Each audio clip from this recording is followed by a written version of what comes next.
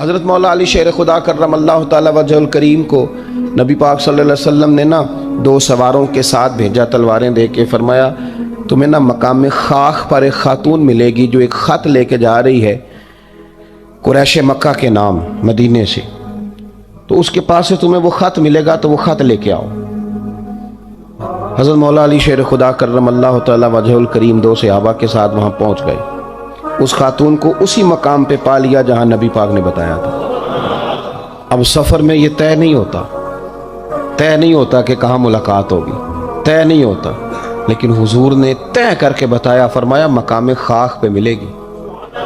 تو حضرت علی کہتے ہیں وہی ملی جہاں مدینے والے نے بتایا تھا۔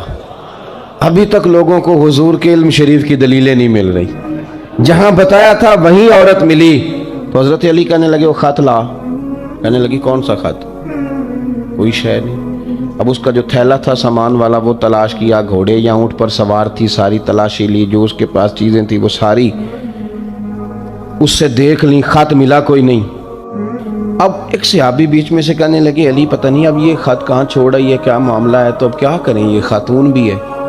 تو حضرت مولا علی شیر خدا نے تلوار نیام سے باہر نکالی، آپ فرمانے لگے بی بی 2 حرفی بات ہے، میرے رسول نے کہا خط تیرے پاس ہے، چاند ٹوٹ سکتا ہے، تارے جھاڑ سکتے ہیں، حضور نے فرمایا تو خط تیرے پاس سے نکلے گا۔ ہاں بات ختم ہو گئی، جو دن کو کہہ دیا دن ہے تو دن نکل آیا، اور جو شب کو کہہ دیا شب ہے تو رات ہو کے رہی، اور خدا نے ان کی زبان کو وہ اختیار دیا کہ جو نکلی منہ سے ان کے وہ بات ہو کے رہی۔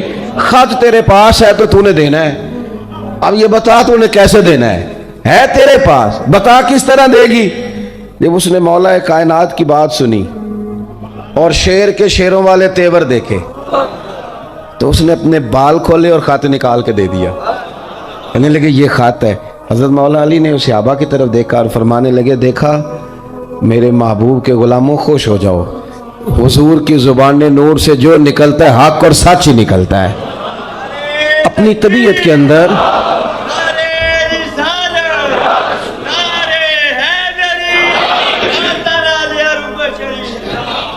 اپنی طبیعت میں نا یقین لائیں۔ حضور نے کہا ہے کہ نماز پڑھو تو روزی میں برکت ہوگی، تو انشاءاللہ ہوگی، انشاءاللہ۔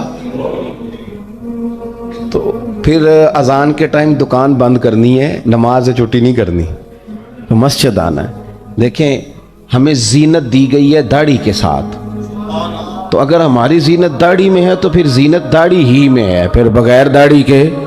میری بات کی سمجھ آ رہی ہے؟ میں دوستوں سے اکثر گزارش کرتا ہوں کہ بغیر داڑھی کے ایک بندہ ساج سنور کے نکلے تو لوگ کہتے ہیں پیارا لگ رہا ہے، یہ بھی تعریف ٹھیک ہے، لیکن داڑھی والا آدمی کبھی وضو کر کے نکلے تو تعریف اس کی بھی ہوتی ہے، لیکن پتہ کیا کہتے ہیں کتنا نورانی چہرہ ہے۔ اب بالکل رنگ ہی بدل گیا ہے تعریف کا، وہی تعریف ہی ہے، پہلے بھی تعریف ہوئی تھی تو اب بھی تعریف۔ تو اللہ رسول کی باتوں پر مکمل اعتماد، مکمل یقین۔ اور یہ جو ہمارے طبیعتوں میں اب لوگ مایوسیاں پیدا کرتے ہیں نا، بہت زیادہ مایوسی پیدا کرنے والوں کی لمبی تعداد ہے، بڑی لمبی، ان سے بھی جان چھوٹ جائے گی، آپ مضبوط ہو جائیں گے ذہنی طور پر۔ یاد رکھیں کہ وہ بندہ کمزور نہیں ہوتا جس کا جسم تھک جائے، میں نے کہا وہ تو سویرے ٹھیک ہو جائے گا، سوئے گا تو سویرے اٹھے گا تو ٹھیک ہے۔ جس کا دماغ تھک جائے، جو بالکل یہ لوگوں نے مایوس کر دیا، کچھ بھی نہیں ہو سکتا جی، غریب آدمی کیا کر سکتا ہے جی، آپ ایسے ہی رہیں گے جی، چھوڑیں جی، آپ آگے نہیں جا سکتے۔ کچھ میری طرح کے لوگوں نے بھی پریشانی پیدا کی، انہوں نے کہا جی وہ تو داتا صاحب تھے، آپ نہیں اتنے نفل پڑھ سکتے۔ یہ کہاں لکھا ہوا ہے جی؟ یہ کس نے کہا ہے؟ وہ تو فلانے بزرگ تھے، آپ نہیں، وہ کیوں نہیں کر سکتے بھائی؟ وہ بزرگ بھی وہی قرآن پڑھتے تھے جس کی ہم تلاوت کرتے ہیں، ان کے لیے بھی حضور نے وہی سنت چھوڑی تھی جو ہمارے لیے چھوڑی۔ ایک ملنگوں کا ٹولہ ہے، وہ بھی بڑی پریشانیاں پیدا کرتا ہے، وہ کہتے ہیں تینوں کسی نے کچھ کیتا ہے، وہ بھی بندہ گیا سرے سے، کام سے گیا۔ وہ خدا کے بندے، ہمارے ہاتھ میں رب رسول کا دامن ہے، کوئی کچھ کر بھی دے تو مدینے والے نے فرمایا تو سورت بقرہ پڑھا کر گھر میں، جن کیا شیطان بھی تیرے گھر سے دوڑ جائے گا۔ تو آپ ذہنی طور پر اپنے آپ کو کمزور نہ کریں، طاقتور بنیں اور بڑی بات کریں، بڑی۔ جو لوگ دائرہ محدود کرتے ہیں وہ کمزور ہو جاتے ہیں۔ ہمارے اللہ کے بندے چلے تھے کہاں سے پہنچے کہاں. خواجہ معین الدین صاحب رحمۃ اللہ علیہ، یہ بڑی بڑی بلڈنگیں، بڑے بڑے جو ہیں وہ یونیورسٹیاں، آستانے اب بننے لگے ہیں. آپ پڑھیے خواجہ صاحب رحمۃ اللہ علیہ کو تو ہندوستان میں خیمہ لگانے کی جگہ نہیں دیتے تھے لوگ. یہاں خیمہ لگاتے تو اکھیڑ دیتے تھے، وہاں لگاتے تھے تو اکھیڑ دیتے تھے. پھر انہوں نے یہ نہیں کہا کہ مجھے تو جگہ نہیں مل رہی، تو وسائل آئیں گے تو کچھ چیز بنے گی، کوئی ادارہ بنے گا تو کام ہوگا. یہ لوگ تو چلتے پھرتے ادارہ تھے. ہاں یہ فقیر تھے، جہاں بیٹھ جاتے تھے وہاں جلسہ ہو جاتا تھا، جہاں چلنے لگتے تھے وہاں جلوس ہو جاتا تھا. یہ لوگ میرے مجلس تھے، اس لیے انہوں نے اداروں پہ توجہ نہیں دی، بندوں پہ توجہ دی. درختوں کے نیچے، یہ حضرت محدث اعظم پاکستان رحمۃ اللہ علیہ کا عرس آ رہا ہے 1-2 دن میں، درخت کے نیچے بیٹھ گئے پڑھانا شروع. کسی نے کہا حضرت ادارہ نہیں بنانا، فرمایا وہ مستری بنایا کرتے ہیں، وسائل آئیں گے تو کہہ دیں گے کسی مستری. ہماری ڈیوٹی پڑھانا ہے، درخت کے نیچے بھی پڑھائیں گے. اور پڑھایا تو مزہ لے کے پڑھایا، کمال کر دی. ایک ان کے شاگرد ہوئے مفتی مجیب الاسلام اعظمی رحمۃ اللہ علیہ، وہ کہتے ہیں میرا بھی کھانا کہیں سے آتا تھا تو صحیح نہیں آتا تھا. تو استاد جی جو کہ ابھی نئے آئے تھے ہجرت کر کے پاکستان، ان کا کھانا گھر سے پکتا تھا، وسائل زیادہ نہیں تھے کہ وہ مجھے بھی کھلا سکیں. لیکن استاد تھے نا، ایسا نہیں تھا کہ بچے رکھ لیے خانقاہ پہ تو وہ اس لیے رکھے کہ وہ آنے والوں کو پانی پلائیں گے، وہ چائے پلائیں گے. 7 سال بیت گئے، بیچارے نے قرآن مجید نہیں حفظ کیا، اس کا استحصال ہوا، اسے پڑھنے ہی نہیں دیا گیا. اور پتہ نہیں کس نوعیت کا ظلم ہوا، خیال ہی نہیں کیا کہ یہ کس طرح ماں نے کلیجے سے دور کر کے ہمیں دیا تھا. مفتی مجیب الاسلام رحمۃ اللہ علیہ فرماتے ہیں کہ حضرت کیا کرتے کہ جو میرا کھانا آتا نا وہ کچھ ٹھیک نہیں ہوتا تھا، کئی دفعہ رات کی روٹیاں بھی مجھے دے دی جاتی. تو حضرت کیا کرتے، کہتے پتر یہ تیرے والا مجھے بڑا پسند ہے، تو اپنی روٹی دے دے، میں کھا لیتا ہوں، تو میری آئے گی تو تو کھا لینا.